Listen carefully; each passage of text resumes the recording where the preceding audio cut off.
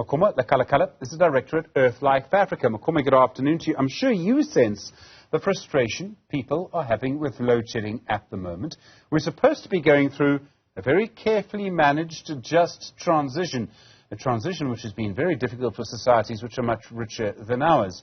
Are you worried that the frustration we have with load shedding, correctly, is putting pressure on this? That, in fact, it may force us, it may encourage people to sign a deal with car power ships or switch back on coal-fired power stations? Good afternoon, and good afternoon to your viewers.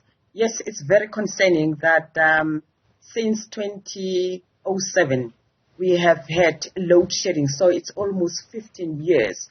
And this has got a bigger impact on ordinary people, on communities where we live in, where the cost of electricity is very high, even if we get cut off continuously.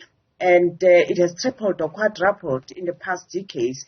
That is forcing South Africans, particularly ordinary people, to resort to energy stacking, where they rely on variety energy sources that are unsafe and unhealthy, such as paraffin, and that leads to poisoning amongst children and the burning of informal settlements. But we do understand that it is important for us to transition. The climate change is upon us, and this we cannot ignore, because when climate change-induced natural disasters come in, that means that we need to find ways on doing things differently. And this the country knew for quite a long time. Eskom knew for quite a long time. In 1998, there was the Renewable Energy white paper that had actually said we should be preparing to move away or generate electricity differently. And that's how today you find that the country has signed onto the Paris Agreement,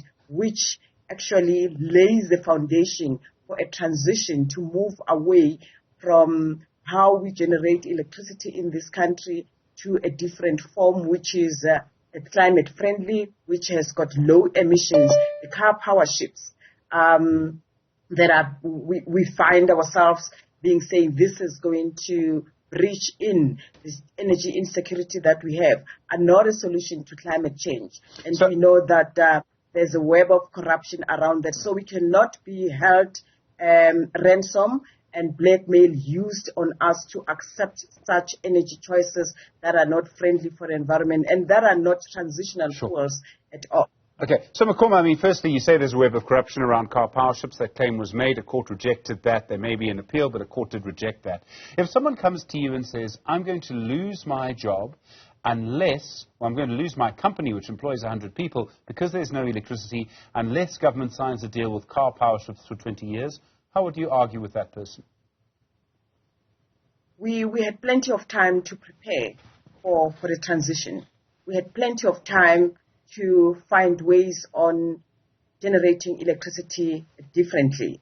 And one of those ways was tapping into the renewable energy. We've seen, like in July, when the president had said that we can put into the grid about 6,300 megawatts of renewable energy. And this we have because we have had delayed inclusion into the grid of renewable energy through different bids that have been there. And suddenly, then we see that as a solution. But we've had a solution for quite a long time. And this renewable energy sources, they should have already been put on the grid. And we should find ways on how do we deal with the grid monopoly, which had prevented this renewable energy technologies to come in. Such that if we had prepared properly, if Eskom was not beset with ill management, so this Makoma, would have Makoma, a long time ago. Makoma, I'm sorry to interrupt you, but you can't wish that we'd done better things in the past. I understand all of that. The point is, if someone comes to you now and says, if I don't get electricity literally in the next week, my company's going to go bust, let's sign the car power ships deal, what other option is there? That would be the argument. I think you're asking the correct question, but unfortunately we also have to see where we did things wrong. The political meddling of energy security in this country is what caused us to be where we are. When there was supposed to be maintenance of the power stations, when there was supposed to be a plan to invest or to put more renewable energy, that was not done. And so we cannot say when somebody wants a job or when the companies are going down, there is a framework, there is a blueprint that can guide us, and we should have done this. It has been a continuing process, but however, because of the political meddling, mismanagement, we are unable to do that. So we need to put the blame where it is and start doing the correct things. But however, it's just unfortunate that we have been critiquing this since 2006, 2007, when Eskom Medupi and Eskom Musile were built.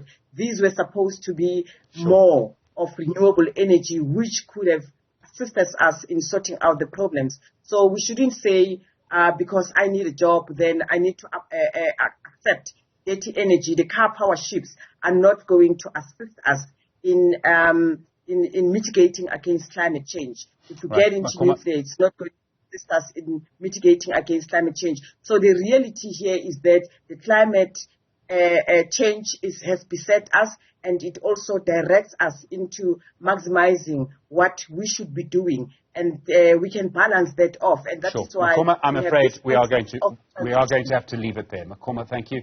Makoma Lekalakala is the director of Earth Life Africa.